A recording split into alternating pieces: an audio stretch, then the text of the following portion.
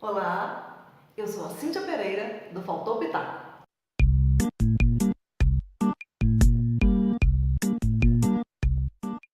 Hoje eu vou te dar 4 dicas para você que é mãe de primeira viagem e para as outras mães também. A primeira dica, a número 1, a criança precisa da vitamina S. S de sujeira. Uma vez eu vi um médico falando uma entrevista, dando uma entrevista, dizendo que a criança precisa da vitamina S. Gente, eu não sei o nome desse médico, eu não me lembro, mas se alguém souber, ou se esse médico estiver por acaso vendo esse vídeo, pode me falar que nós damos os créditos aqui, tá bom? Mas essa fala dele foi fantástica, porque as crianças hoje, elas estão convivendo com uma mania de limpeza muito grande. E isso está causando um efeito contrário do que as mães esperam nos seus filhos. A criança não nasce com a imunidade, né? Então todo mundo quer limpar tudo, quer deixar tudo muito esterilizado, muito silencioso, muito limpinho para o meu bebê. Mas na verdade, gente, a imunidade não nasce mesmo com a criança, mas ela é construída, ela é adquirida à medida que você é exposto a sujeiras, a agentes agressores de forma branda.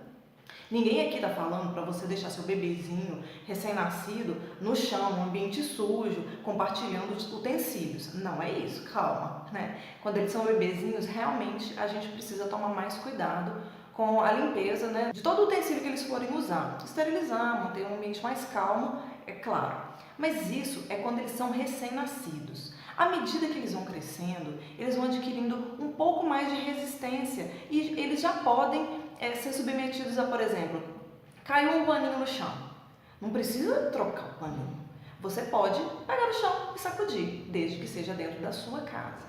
A preocupação maior, gente, deve ser com ambientes externos e públicos. Por exemplo, você vai levar a criança para vacinar. É um ambiente de posto de saúde, ou um ambiente hospitalar, ou vai passear no supermercado. São diversas pessoas diferentes, com vírus, sujeiras, né? É um ambiente extremamente contaminado. Claro que você não vai deixar o seu bebezinho ali num carrinho de bebê, ou você vai deixar colocar coisas na boca, ou manusear alguma coisa e depois pegar no seu filho. Não é isso, né? Esses ambientes aí você deve realmente protegê-lo. Mas nos outros ambientes, como na sua casa, que é minimamente limpa, não precisa de muita frescura com a criança. É saudável que ela, aos poucos, vá convivendo com pequenas sujeirinhas. Por exemplo, você enquanto mãe, você não conseguiu tomar um banho e você pegou a sua criança no colo porque ela estava chorando. Poxa, você não estava limpa, né? Completamente limpa. Você não se esterilizou, não foi lavar a mão, passar um álcool, tomar um banho. Isso não tem problema. Assim como aquelas visitas, acho que todo mundo passa por isso, recebe aquelas visitas de pessoas que são meio inconvenientes, né? Aquela tia, aquela prima, aquela amiga que você gosta muito, mas que ela já chega pegando no seu bebê, ela não lava as mãos, ela não se importa com isso. E aí você vai falar, não pega não pega não porque você tá suja. Não faça isso, deixa eu pegar, deixa ela pegar na criança. Relaxa, inspira, expira. Esse tipo de contato, que não é uma sujeira, não é uma virose, alguma coisa contagiosa, aí tudo bem, você deve falar. Mas só dela pegar o seu filho vindo da rua, deixa eu pegar. Quando ela vai pro chão, começou a engatinhar, aí tem mães que têm resistência, não deixa a criança descer, deixa descer, gente. À medida que eles vão ficando mais durinhos, vão se sentando, vão engatinhando, deixa ir pro chão mesmo da sua casa. Não precisa colocar em colchão, em cima da cama, forrar tudo, passar um pano com álcool antes. Não precisa. Deixa a criança ter contato com essa pequena sujeira que tem na casa. Não é para ficar paranoica também com limpeza de casa, não. Por favor, limpem a casa. Quando não der para limpar, a criança vai pro chão também. Não precisa daquela faxinada só porque a criança vai descer, gente. Não precisa. E ela vai colocar a mãozinha no chão, vai colocar na boca, vai mesmo. Vai encontrar um chinelo, vai lamber o chinelo, vai. Isso é saudável, tá? Não precisem se preocupar, a criança não vai ter grandes complicações por causa disso. Isso é incrível, Dori! Parabéns, comadre! Eu tô feliz de ter colocado isso pra fora. Dica número 2. A febre não é um problema, gente. Febre é apenas uma reação do seu corpo. O problema é o que está causando a febre. Como assim? Não entendi. Quando seu filho der uma febre, Primeiro, procure saber se tem algum motivo de infecção. Ele está com problema para engolir, ele está sentindo dor, quando só de você colocar a mão assim ele está sentindo dor, pode ser dor de ouvido. Aí sim, né, tem alguma complicação. Mas se não tiver nada, começou do nada, o menino deu uma febre, mudou a temperatura ou deu um catarro e a criança está com febre. Essa febre, ela é uma reação do corpo da criança formando imunidade, tentando se acostumar para eliminar sozinho um agente externo. Germes, bactérias, vírus, enfim. Aí a gente tem mania de ir lá e dar um antitérmico. Poxa, meu filho está quente, está com 37,5, é febre, vou dar um antitérmico. Não, não façam isso. Por quê? O corpo está tentando matar o agente agressor, sozinho. E muitas vezes ele é capaz de fazer sozinho. Se você dá o antitérmico antes da febre subir até um limite tolerável pelo corpo, você está fazendo com que o corpo interrompa seu processo de defesa. Ele não vai mais se acostumar com esse agente agressor. Ele vai ter que começar do zero depois, quando essa criança for exposta de novo a esse tipo de vírus, ou de germe, o que for. Então, a recomendação é a seguinte: sentiu que seu filho está quente? Deixa a febre fazer o efeito dela. Até uns 38, 38,5, o corpo vai suportando e você vai monitorando mais ou menos de 15 em 15 minutos, medindo para ver se a temperatura está subindo muito. Se passar de 38,5, for chegar na casa dos 39, aí sim você deve dar a medicação. Também se a criança ficar muito prostrada ou está muito tarde, você sabe que ela precisa dormir, ela não vai dormir direito à noite, você pode dar um antitérmico. Mas se for durante o dia, ou ainda for cedo à noite, mas ainda for cedo, não dá um remédio não. Deixa essa febre subir e vá monitorando. Às vezes a criança nem fica mal, nem fica muito prostrada, né? Mas você está percebendo que ela está quente. Algumas vezes o corpo ele vai até uns 38,5 e depois, sozinho, ele começa a baixar, sem ter tomado nenhuma medicação. Por quê? Porque o corpo viu que tinha um agente externo, aqueceu. Vou esquentar aqui que eu vou matar esse malvadinho aqui que tá me atacando.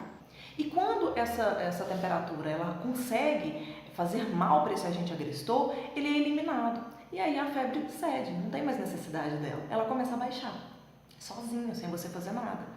Isso já aconteceu diversas vezes comigo enquanto mãe, com os meus 2 filhos. Eu vou deixando, medir, chegou ali em 38,5, daqui a pouco eu acho que vai subir, né? Meço de novo, já está em 38,1, daqui a pouco 37,9, ou seja, baixa mesmo, né? Isso é sério. E aí o que acontece? Essa criança vai ficando mais forte, a imunidade dela vai acontecendo, ela vai sabendo sozinha lidar com esses agentes agressores simples, né? Que são as viroses de mudança de temperatura, germes, as bactérias, e o corpo mesmo se livra disso. A dica 3. Essa dica está relacionada com a dica 2. Nem sempre a febre é sinal de infecção. Se não é sinal de infecção, se você não encontrou nenhuma infecção, às vezes você levou seu filho no médico, ele examinou, realmente não tem nada, ele fala, é uma virose. Se não é infecção, por que vai entrar com antibióticos? Isso também tem acontecido demais nos últimos tempos. Ah, não achei nada não, mas está com febre, então deve ser infecção. Vamos tratar com antibiótico. Não, gente. A criança, como a gente já falou, ela não tem a imunidade ainda formada. Enquanto pequena, ela vai ter febre muitas vezes e às vezes não é nada grave mesmo. Não se trata de uma doença infecciosa. Ela pode estar simplesmente com uma virose, com um catarro mais espesso, com algum germe, algum elemento tentando entrar no seu organismo, mas ainda não infectou. O organismo está apenas se defendendo. E essa febre é para isso. O meu filho já deu febre de 12 dias seguidos. Fizemos exames, eu voltava ao médico semanalmente e examinava, fizemos raio-x e não era nada. E o médico me explicou que ela poderia sumir sozinha, porque era apenas essa defesa. E foi exatamente isso que aconteceu. Eu vou dizer o caso que aconteceu comigo. Esse meu filho hoje tem 7 anos de idade. Ele foi tomar antibiótico pela primeira vez com 6 anos de idade. E não foi por nenhuma infecção.